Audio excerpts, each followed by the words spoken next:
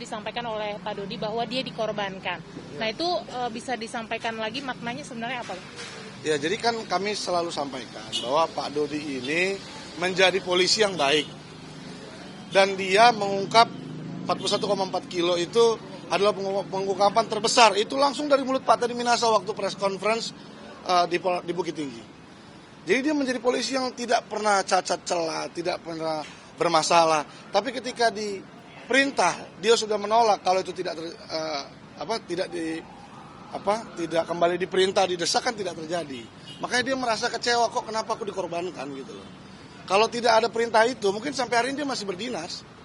Bahkan mungkin udah naik pangkat atau mungkin jadi lebih berguna lah kan gitu.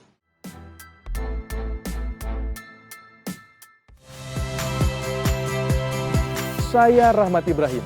Saksikan program-program Kompas TV melalui siaran digital, pay TV, dan media streaming lainnya. Kompas TV, independen, terpercaya.